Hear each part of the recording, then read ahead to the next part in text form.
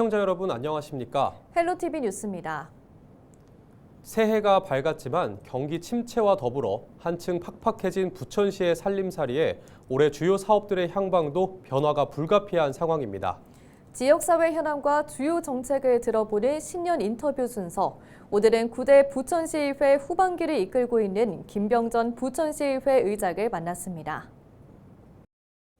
지난해 7월 출범한 제9대 후반기 의회는 시민의 목소리를 경청하는 것을 최우선 가치로 두고 27명의 시의원 모두 지역의 민생 현장을 찾아다니며 시민의 작은 목소리 하나까지 귀담아 듣기 위해 노력하였으며 22건의 의원 발의 조례안을 만들었습니다.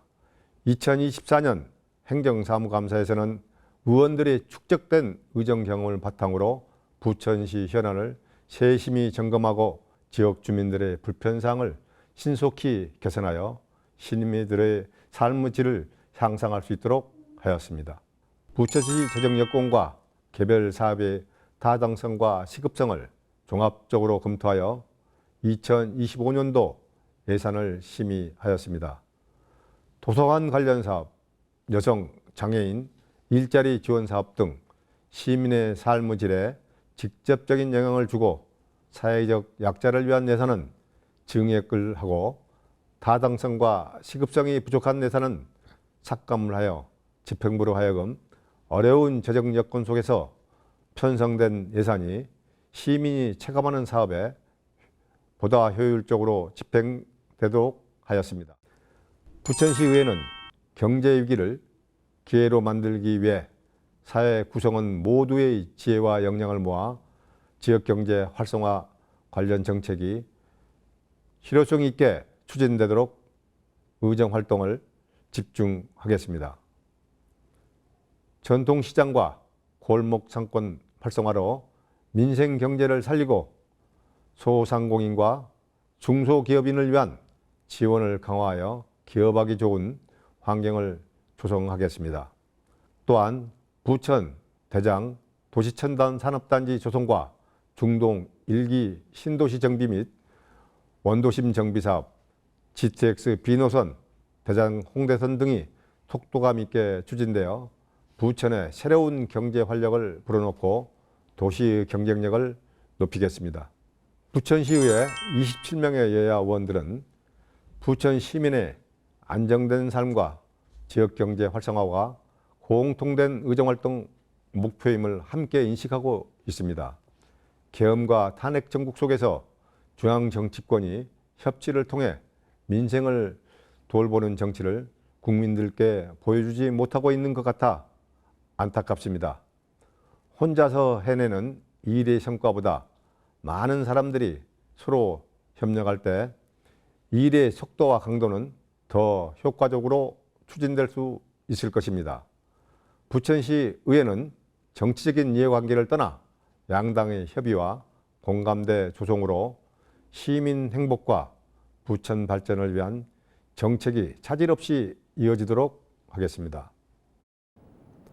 부천병 지역구 이건태 더불어민주당 의원이 원도심 정비 및 지원에 관한 특별법 제정안을 대표 발의했습니다. 이건태 의원이 발의한 이번 법안은 노후 원도심의 건축 규제 완화와 주택 건설 비율, 광역교통 개선 대책 특례 등 원도심 중심의 재정비 기반을 마련하는 내용입니다. 이미 지난 2023년 노후 계획도시 특별법이 국회를 통과해 지난해 4월부터 시행됐지만 해당 법안은 1기 신도시 지역으로 한정되는 등 원도심이 대상에서 빠졌다는 지적이 있었습니다.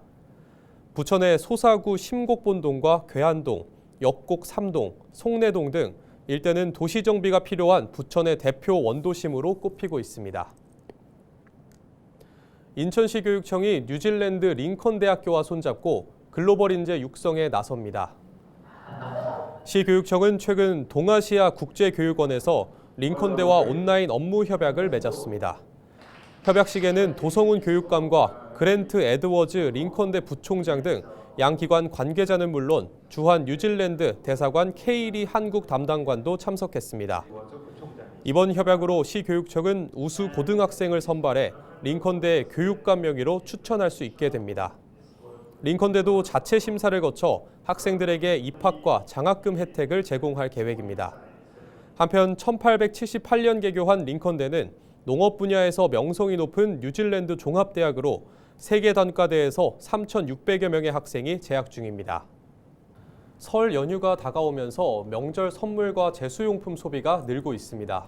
하지만 온라인 소비 증가로 전통시장을 찾는 발길이 점점 줄고 있습니다.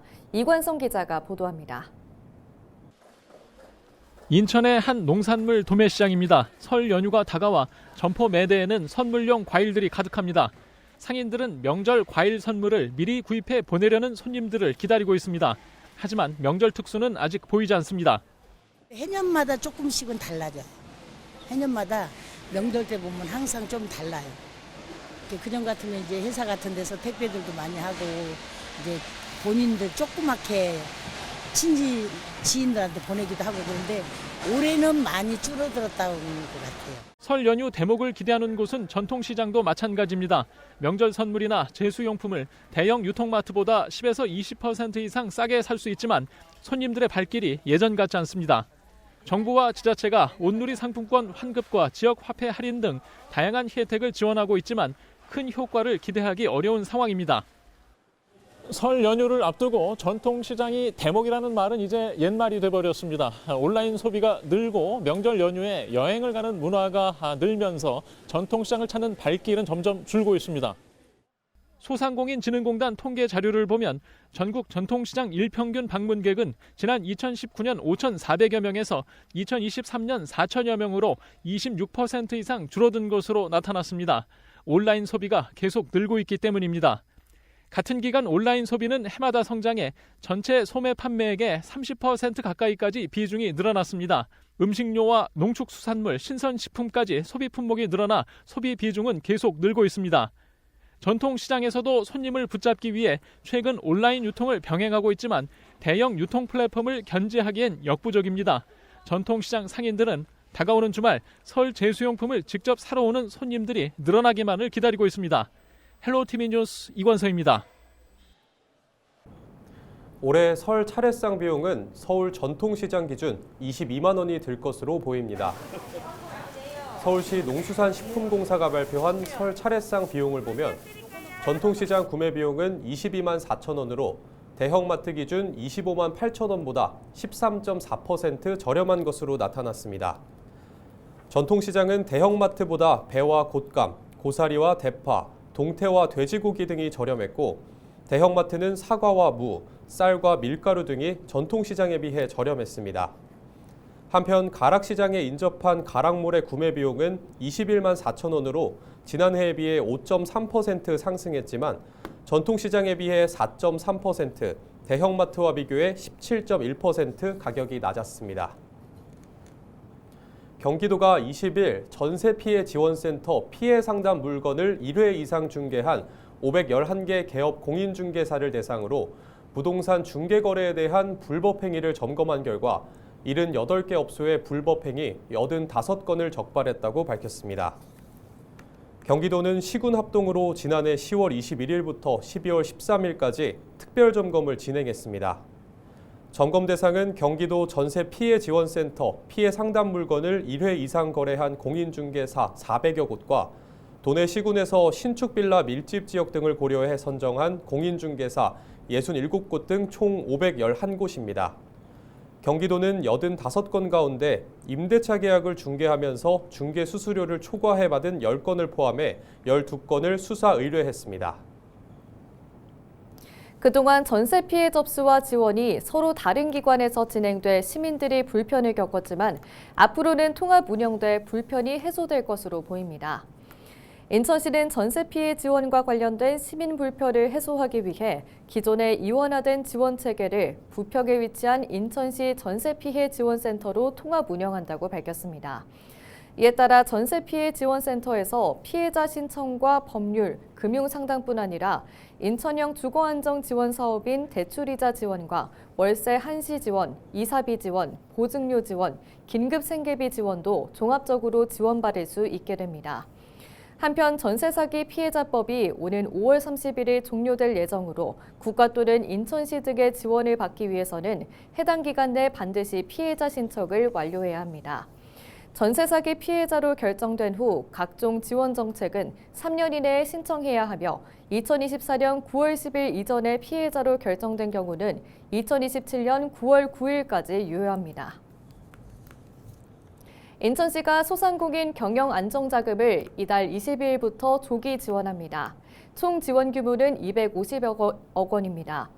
수행 기간은 인천신용보증재단과 신용보증협약을 맺은 은행이며 신한과 농협, 하나, 국민, 우리, 카카오 등이 대출 실액을 담당합니다. 지원 대상은 경제적 부담으로 위기에 처한 인천 소재의 소상공인으로 업체당 최대 3천만 원까지 대출이 가능합니다. 상환 방식은 1년 거치 후 5년간 매월 분할 상환으로 진행되며 대출이자는 1년차 2%, 2, 3년차 1.5%를 인천시가 지원합니다. 보증 수수료는 연 0.8% 수준으로 운영됩니다. 신청은 이달 20일부터 자금 소진 시까지며 소상공인은 온라인 보증드림 앱을 통해 신청하거나 사업장이 위치한 인천 신용보증재단 지점에 방문 접수하면 됩니다. 경기도는 올해 청년 부부 2,650쌍에게 결혼 준비 비용 100만 원을 지급할 계획이라고 밝혔습니다. 지원 대상은 도내에 1년 이상씩 거주하고 올해 혼인신고를 한 19세에서 39세 청년 부부입니다. 부부 합산 도내 거주 기간과 소득 수준을 평가해 대상 부부를 선정한 뒤 결혼식장, 촬영, 웨딩 플래너 비용을 지원합니다. 오는 6월 온라인 신청을 받아 자격 기준을 심의한 뒤 10월 지급할 예정입니다. 경기도는 한우 농가의 경쟁력 향상과 경영 안정을 위해 한우 명품화 사업비를 지난해 42억 원에서 올해 82억 원으로 대폭 증액했다고 밝혔습니다. 이 사업은 가축 개량, 경영 개선, 시설 개선 등 3개 분야로 나눠 모두 25개 사업을 추진합니다. 지난해 12월 발생한 폭설로 피해를 본 한우 농가를 위해 축사 노후 지분 교체 사업도 추진할 계획입니다.